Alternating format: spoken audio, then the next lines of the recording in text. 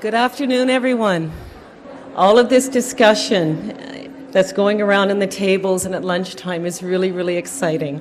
There's a lot of really good energy in the room, and I think people are just really, really happy to be here, to be connecting with their colleagues, not only within Ontario, but across Ontario. I was speaking with a man this morning who said there are over 70 delegates from New Brunswick, and yes. And we have, right across Canada, from Ontario to Newfoundland and Labrador, and out west as well. So we have a pan-Canadian representation here. So that's really, really awesome. My name is Trudy Lothian. I'm the president and chair of the Ontario Literacy Coalition. And over the next few days, we have the chance to step back from our day-to-day, to reconnect with long-standing colleagues, and to meet new colleagues not only from within your province, but across from Canada. Thank you all for being here at the Spotlight on Learning Conference, Becoming Agents of Change. Thank you to the Office of Literacy and Essential Skills. Thank you.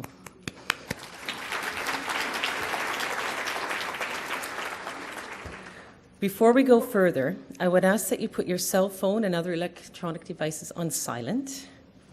We will have ASL translators for all keynote addresses and workshops. So please remember to speak clearly and slowly to help them do their job. Also, a French language interpreter will be present for all keynote addresses and workshops to answer clarification questions and to facilitate communication among delegates who wish to participate in French. Many years ago, I taught a night class, and a man came in one night, and his eyes were uncomfortable at best and scared. I would say scared. I smiled at him, and we got talking.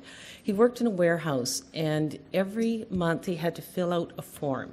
He literally went into a closet with the dictionary so that when he filled out this form, he could do it right.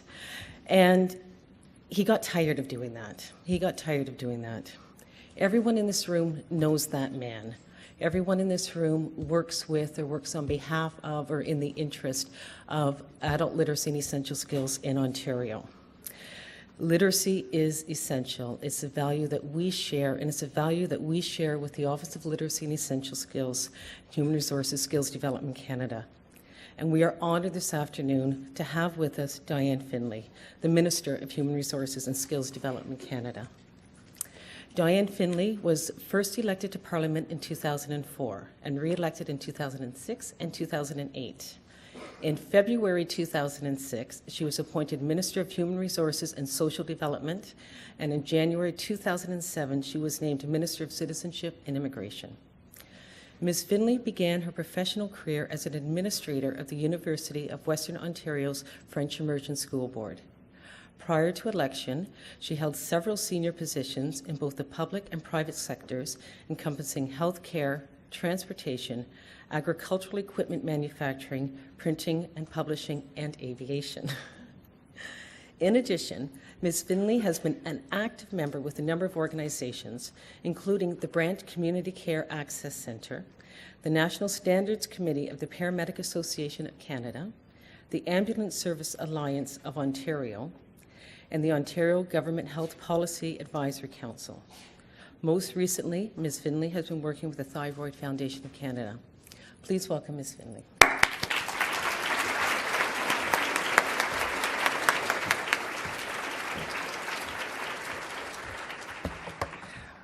Well, thanks very much, Trudy. Good afternoon. Good afternoon. That's better. I know we had the alarms going off there, and that will at least that'll keep people, or at least delay them having their nap after lunch. I really am delighted to be here today, and first of all, I'd like to begin by thanking our hosts, the Ontario Literacy Coalition and Leslie Brown.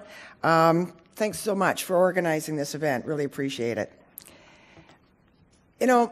By bringing together people, especially so many people, for this conference, and I'm told there are over 400 here today, you've really created a great opportunity for exchanging ideas about literacy and about essential skills in the workplace, both of which are near and dear to my heart, not just as the Minister for Human Resources, which includes literacy, but also as Labour Market Minister, because everywhere I go, I hear just how essential these skills are. Now, I know that in a few minutes after I speak, there'll be a panel discussion about becoming agents of change. Well, if I may, I'd like to tell you about one man who's becoming a one-man band when it comes to being an agent of change. And his name is Kevin Landry. And 10 years ago, Kevin was a snowplow operator in Antigonish, Nova Scotia. Driven by his desire to get his GED and improve his job opportunities, he enrolled in a workplace reading, writing, and math program.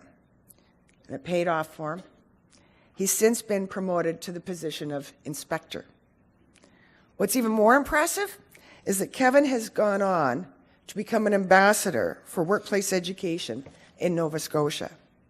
And through his leadership, hundreds of people have now participated in similar programs right across the province. Earlier this month, Kevin was recognized for his efforts, becoming the first winner of ABC Life Literacy Canada's Alan Middleton Workplace Literacy and Learning Award. I think it's wonderful. Now, I know that there are representatives here from literacy coalitions from Ontario, Quebec, and all the maritime provinces, the western provinces, and even from the territories. Just like Kevin, each and every one of you has the potential to be a real agent for change in your area. You're making a priceless contribution to our country by encouraging people of all ages and circumstances to pursue literacy and essential skills.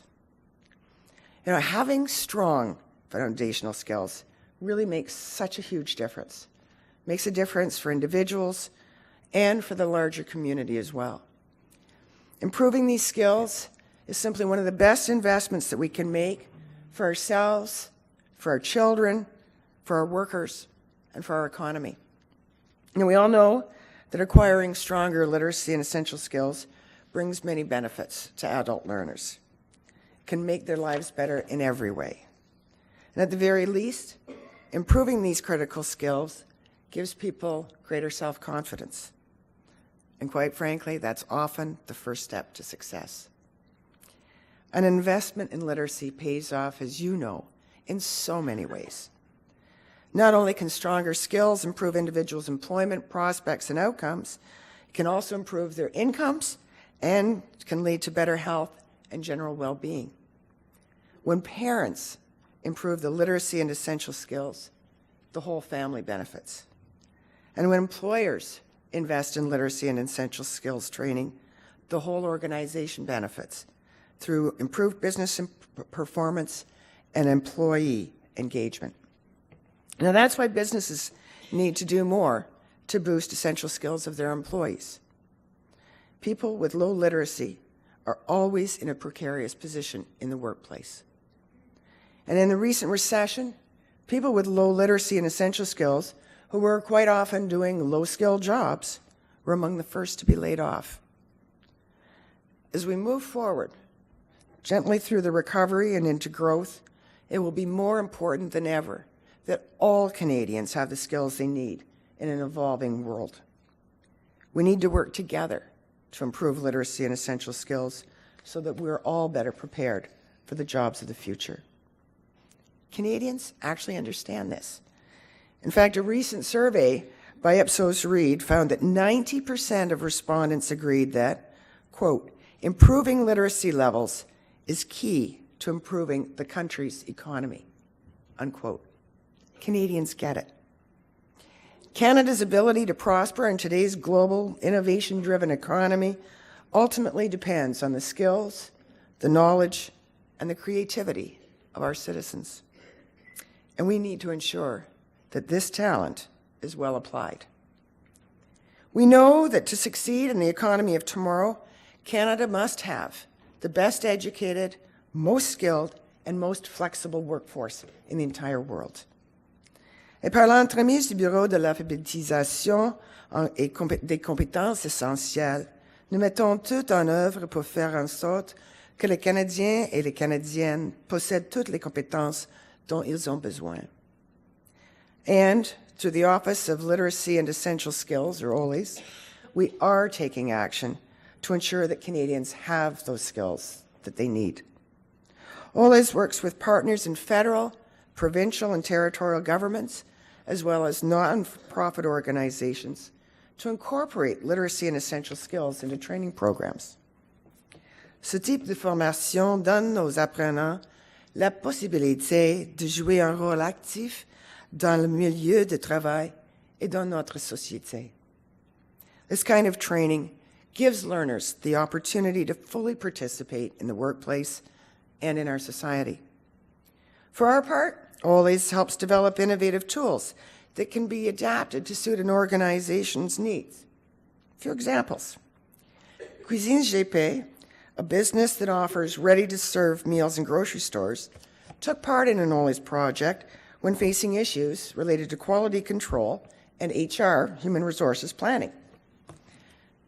In collaboration with the Collège Lionel Groulx, the business used the essential skills profiles and a number of tools developed by OLES, including the hiring checklist and taking action, a guide to integrating essential skills training into the workplace, to develop HR management tools for the entire organization with a view to building a hiring and staff skills development program based on essential skills.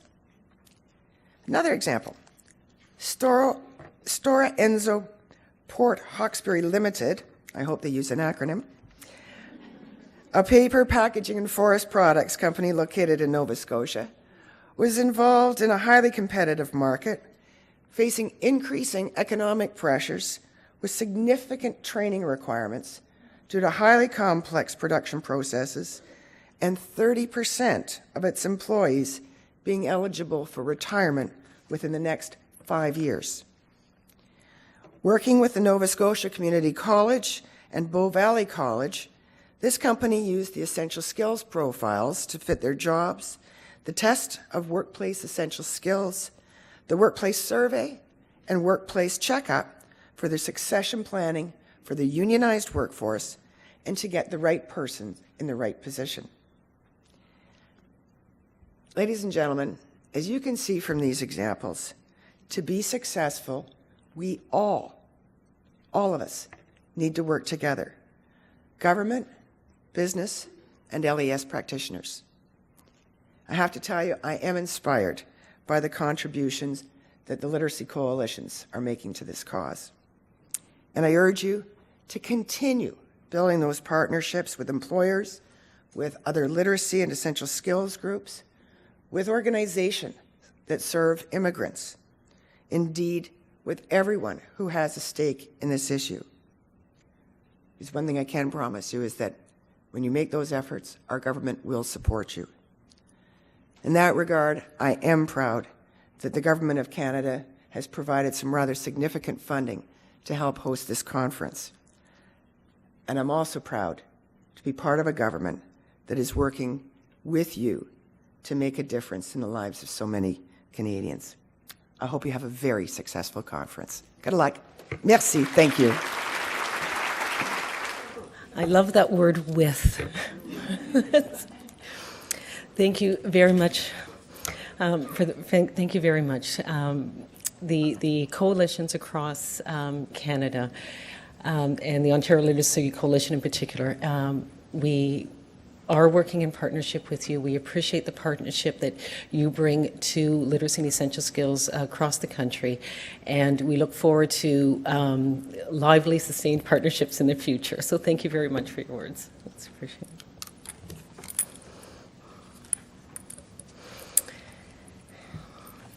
More people signed up for this conference than there was room for.